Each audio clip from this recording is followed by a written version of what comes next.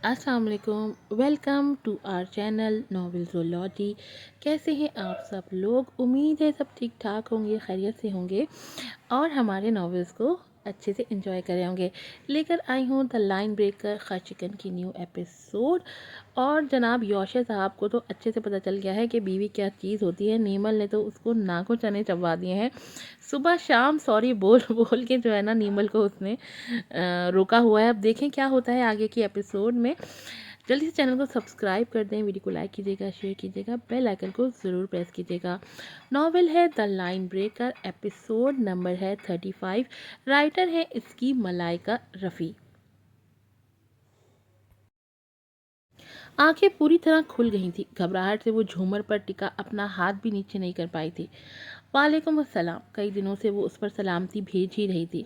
उसने अंदर से उसके जवाब से खुश होते सरसरी सी नज़र उस पर डालते अपने ऑफिस बैग को रखा ही था। तभी नीमल ने गैर महसूस अंदाज में उसके पलटने से पहले ही झूमर को उतार कर ड्रेसिंग पर रखते खुद को नॉर्मल रखने की कोशिश की। उस वक्त वो बुरी तरह शर्मिंदगी महसूस कर रही थी। मैं चेंज करके आता हूँ कहते वो वॉशरूम में चला गया था। उसके जाते ही उसने खुद को आईने में देखा। वहीं तो परेशान हो रही है। उसने तारीफ करना तो दूर नज़र भर के देखा भी नहीं। फजूल में 2 घंटे लगाकर इतनी मेहनत की। शर्मिंदगी से ज़्यादा अब मायूसी से नीमल का मुंह लटक गया था। उसने टिश्यू पेपर लिए अभी चेहरे को साफ ही करना चाहा था कि एकदम वॉशरूम का दरवाज़ा हल्का सा खुला था। नहीं, साफ नहीं करना। चेहरा थोड़ा सा बाहर निकालकर यौशी ने उसे मना किया था। वो उसके मुतवक्का रद्द अमल से वाकिफ था। वो चौंक कर एकदम सीधी हुई थी। मतलब वो उतना भी लापरवाह नहीं था। नीमल के चेहरे पे मुस्कुराहट दौड़ गई थी। मेहनत वसूल हो ही गई थी। वो चेंज करके बाहर आया तो वो कमरे में मौजूद नहीं थी। यौशी ने ड्रेसिंग पर आकर अपने बालों को हाथ से पीछे किया। अब उसके बाल इतने बड़े नहीं थे लेकिन शॉर्ट लेयरिंग कट में अब भी मौजूद थे। उसने ड्रेसिंग को देखा जो मेकअप और ज्वेलरी से भरी पड़ी थी। फिर झूमर उठाकर देखा। वो उसे लिए बाहर आ गया था जहाँ वो किचन में स्टोव के पास खड़ी थी। वो उसे अपनी नज़रों के हिसार में लेता। उसके बेहद करीब आते ही गहरी नज़रों से उसे देखने लगा। वो उसकी कुर्बत से सटपटाती बज़ाहिर अनजान बनने की मुकम्मल कोशिश कर रही थी लेकिन उसके चेहरे से घबराहट आया थी। वो बिना मुस्कुराए बस उसे ही देखे जा रहा था। उसकी तैयारी, जिस्म से उठती खुशबू, घबराई शर्माई सी अदाएं यौशे को दीवाना सा कर रही थी। ये क्यों उतार दिया था? यौशे ने उसे झूमर दिखाते हुए पुरशौक निगाहों से पूछा। वैसे ही वो नज़रें चुराती ज़रा खज्जल सी हो गई। पहनो। नहीं। क्यों? घर में पहनकर कौन फिरता है? कहते ही वो मुड़कर चावलों की पतीली उठाने वाली थी कि यौशे ने उसका बाजू पकड़कर उसे अपनी तरफ किया। वो हैरानी से आंखें खोले उसे देखने लगी। तुम और कौन? कहते ही यौशे ने उसके दाएं तरफ झूमर को बालों में अटका दिया। बहुत खूबसूरत लग रही हो। वो उसकी तारीफ आंखों के झलकते गहरे तासुर पर शर्माकर नजरें झुका गई थी। उसका यूं शर्माना किसी दिन मुझे पागल कर देगा। यही सोचते वो हल्का सा उसे पीछे हुआ था। और क्या पकाया है? पतीली का ढक्कन खोलते यौशे ने पूछा। मसूर की दाल, बड़े ही मासूमाना अंदाज में भरपूर मुस्कुराहट के साथ नीमल ने बताया। वहीं यौशे का मुंह और मूड कड़वा हुआ था। उसने पतीली में झांका। पता नहीं वो क्यों एक एशियन स्टोर से हर किस्म की दालें खरीद कर ले आई थी। एक दफ़ा तो उसने उसे पालक पीस कर खिला दिया था। वो अब सादा खाने का आदी था लेकिन इस किस्म के खाने अब उसकी शक्ल भी मसूर की दाल जैसी ही हो गई थी। उसने नीमल को देखा और वो पता नहीं क्यों कौन से झाड़ पर चढ़ी थी कि यौशे के बदलते रंग पर ध्यान ही नहीं दे पा रही थी। साथ मैंने वाइट ज़ीरा राइस बनाए हैं, सैलेड भी बनाई है। वो भरपूर मासूमियत लिए ऐसे बता रही थी कि जैसे 3 बेहतरीन किस्म की डिशेस बना रखी हों और बहुत मेहनत तलब काम करते हुए कोई मार का सर किया हो। यौशे ने फीकी सी मुस्कुराहट लिए पतीली का ढक्कन बंद करते उसकी तरफ देखा। चलो आज बाहर खाना खाते हैं। इसके अलावा इस वक्त वो क्या कह सकता था? बाहर? नीमल की आंखें चमकी। वो जब से यहाँ आई थी वो आज पहली दफ़ा बाहर खाना खाने की बात कर रहा था। अच्छा, फिर उसे फ्रिज में रख देती हूँ, कल काम आ जाएगा। बनाना नहीं पड़ेगा। अपनी धुन में कहती जल्दी से स्टोव बंद करती वो मुड़ी। वहीं वॉशी की ज़बरदस्ती की मुस्कुराहट भी ख़त्म हो गई थी। यानी कल भी उस मसूर की दाल से जान नहीं छूटेगी। कुछ ज़्यादा ही कामचोर नहीं है ये। वो बस सोच कर रह गया। ये कर लेना, अभी चलते हैं। यौशे ने उसे बाउल निकालते देखा तो टोका। अच्छा ठीक है। कहते ही वो बाउल काउंटर पर रखती किचन से बाहर निकल गई थी। नीमल, اگر تم ایسے بھی جانا چاہتی ہو تو ٹھیک ہے۔ اس کا اشارہ اس کے ابائے کی طرف تھا۔ اچھا، وہ اس کے اس طرح کہنے پر خوشی سے پلٹ گئی تھی کیونکہ وہ اپنے اسی ڈریس میں باہر جانا چاہتی تھی۔ وہ بس اسے مسکراتا ہوا دیکھنا چاہتا تھا۔ وہ گاڑی کی چابی لیے آیا تھا کہ وہ بھی آ گئی تھی۔ وہ کیوں اتار دیا؟ یوشے نے اس کے ماتھے پر اشارہ کرتے پوچھا۔ کیا جھومر باہر پہن کر کون جاتا ہے؟ وہ اس کی بے وقوفی پر مسکرائی۔ نہ گھر میں پہن سکتے ہیں نہ باہر پہن سکتے ہیں، تو پھر پہننا کہاں ہے؟ یوشے نے الجھن زدہ لہجے میں پوچھا۔ فنکشنز میں پہنتے ہیں، نیمل نے اس کی تصحیح کرتے الجھن دور کی۔ اچھا، پر تم پر یہ اچھا لگ رہا تھا۔ اچھا لگ رہا تھا، نیمل نے تصدیقاً آنکھیں کھول کر اشتیاق سے پوچھا۔ یوشے نے ہاں میں گردن ہلائی تھی۔ گھر آ کر پہن لوں گی، نیمل نے مسکراتے ہوئے کہا۔ سن کر یوشے بھی مسکرایا۔ دن بدن تم میری طرح سمجھدار ہوتی جا رہی ہو۔ یوشے کی بات سن کر اس نے کوئی ری ایکٹ نہیں کیا تھا۔ کوئی اور موقع ہوتا تو وہ اس بات پر ناراض ہو چکی ہوتی، لیکن وہ اپنی دھن میں مگن یہ بات فراموش کر گئی تھی۔ کبھی کبھی انسان کی زندگی میں ایسا موقع ضرور آتا ہے جب وہ ہر شخص کی نظروں کے بیچ میں صرف ایک ہی نظر میں معتبر ہونا چاہتا ہے، اور نیمل کو بھی یوشے کی نظر مل ہی گئی تھی جو دن بدن اسے معتبر کر رہی تھی۔ اس وقت یوشے کا پیار اس کو ملے ہر پیار پر بھاری پڑ رہا تھا۔ وہ ہر رشتے، ہر چیز سے غافل ہو رہی تھی۔ وہ مدھم مسکراہٹ لیے کبھی یوشے کو دیکھتی، کبھی اس ہوٹل کے ڈیکورم کو۔ اسلام آباد میں وہ بڑے سے بڑے بہترین ہوٹل میں لنچ ڈنر کر چکی تھی، لیکن اتنی خوشی اور اطمینان اسے پہلے کبھی نہیں ملا تھا جو آج اس جگہ اس شخص کے سامنے بیٹھ کر مل رہا تھا۔ کبھی کبھی اسے اپنی یہ نئی زندگی کسی لمبے خواب کی طرح لگتی تھی۔ لگتا ہی نہیں تھا کہ محبت، عزت، چاہت، مان اس سامنے بیٹھے شخص سے ملے گا جس سے وہ دنیا میں سب سے زیادہ نفرت کرتی تھی۔ وہ اسی خواب میں جینا چاہتی تھی، اس سے باہر نکلتے ڈرتی تھی۔ یہ بے یقینی کی انتہا تھی۔ اسی کیفیت میں یوشے کو گہری نظروں سے دیکھ رہی تھی۔ اس کے لیے ارد گرد کا ہر منظر دھندلا گیا تھا، جیسے اس شخص کے علاوہ کوئی نہ ہو، اور نہ کوئی آواز ہو نہ کوئی اور ہو۔ وہ بے وزن سی کسی ٹرانس کی کیفیت میں کھانے کو دیکھ رہی تھی جو اسے پتہ ہی نہیں چلا تھا کہ کب سرد ہوا تھا۔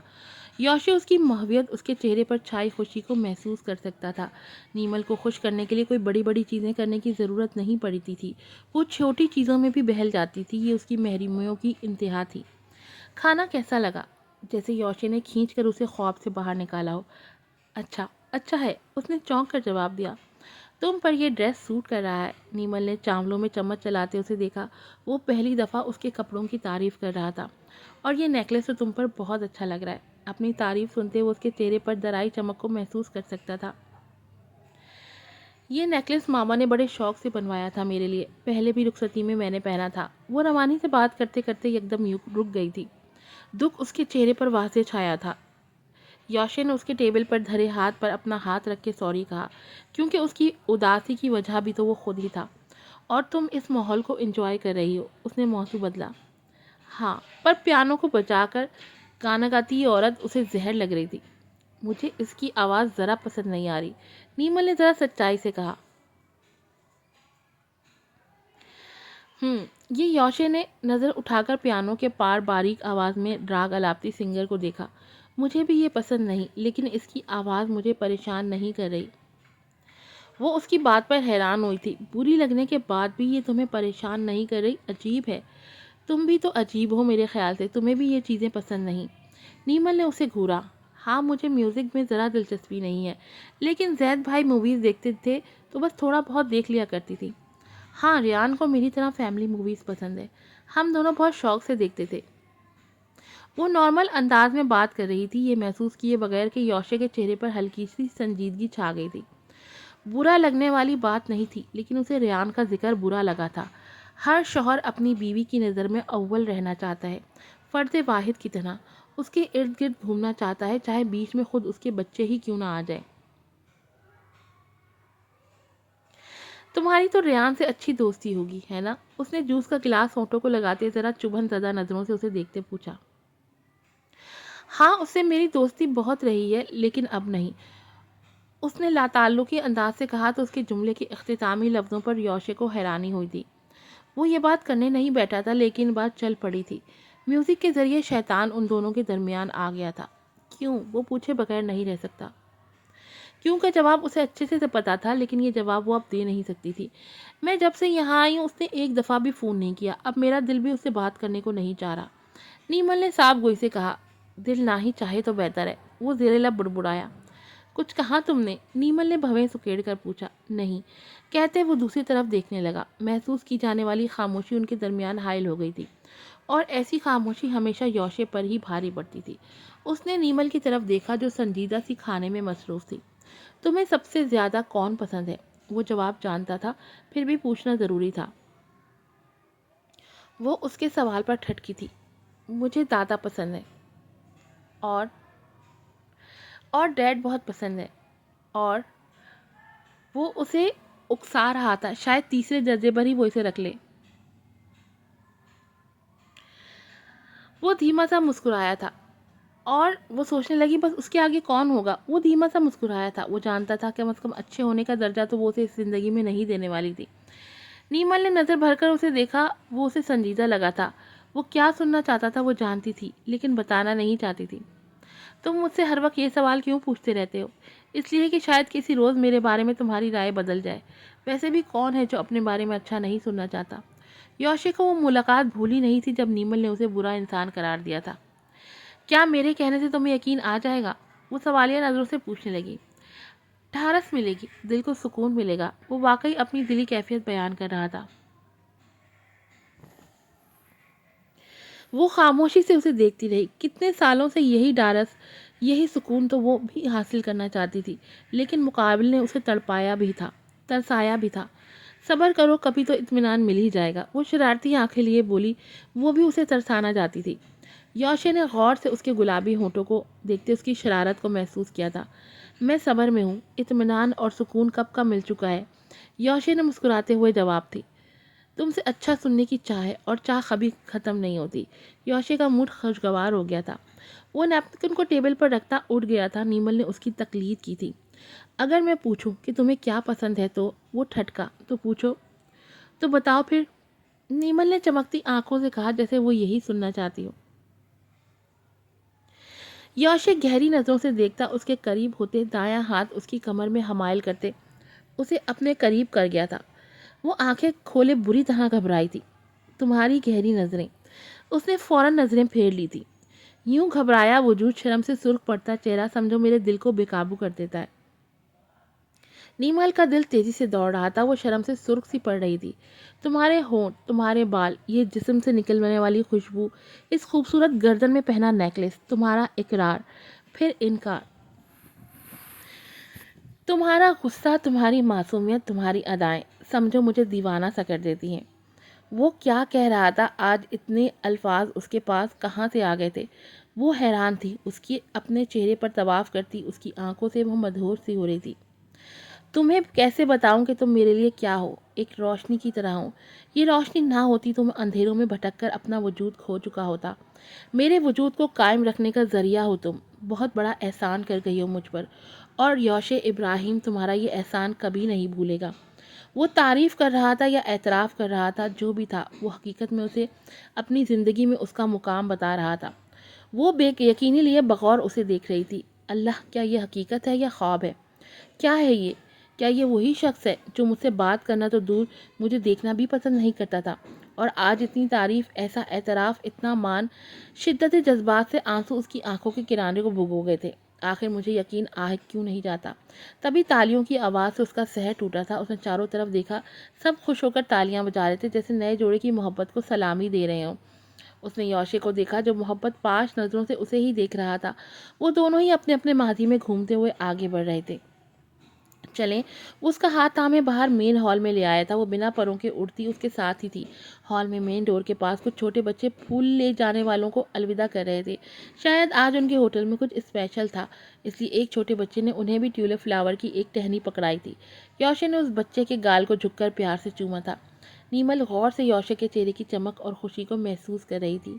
ایسی مسکراہٹ اس کے ہونٹوں پر اس وقت بھی تھی جب وہ سوزی کے بچے کو گود میں لیے اسے پیار کرتے ہوئے مسکرا رہا تھا۔ تمہیں بچے پسند ہیں؟ ہاں، بچے کسے پسند نہیں ہوتے؟ وہ آگے بڑھتے آرام سے بولا، پر نیمل کو اس کے جواب پر حیرانی ہوئی تھی۔ کب سے پسند کرنے لگی ہو؟ وہ پوچھے بنا نہ رہ سکی۔ وہ بری طرح ٹھٹکا، پل میں وہ گونگا ہو گیا تھا۔ بعض دفعہ یہ عورت اسے بولنے کے قابل نہیں چھوڑتی تھی۔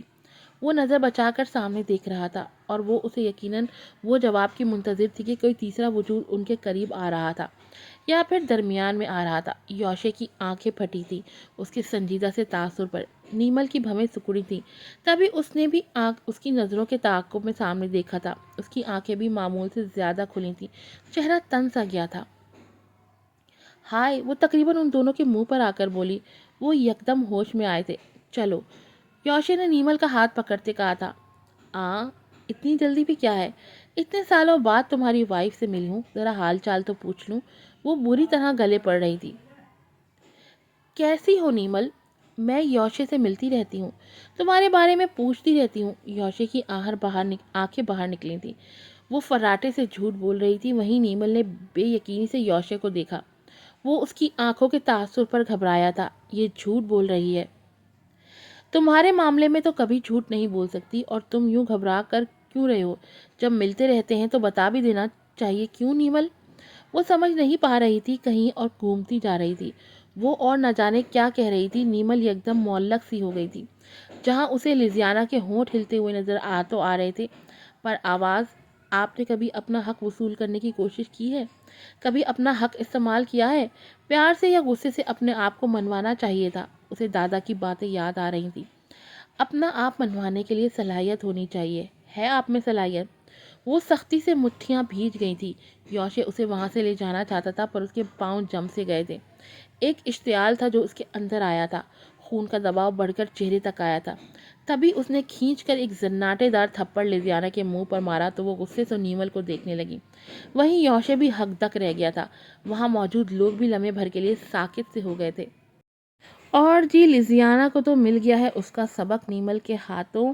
اب آپ لوگ بھی کچھ سبق سیکھ لیں اور جلدی جلدی میری ایپیسوڈ کو لائک کریں، شیئر کریں اور اچھے ریویوز بھی دیں۔ پھر ملوں گی آپ سے ایک نئی ایپیسوڈ کے ساتھ۔ السلام علیکم۔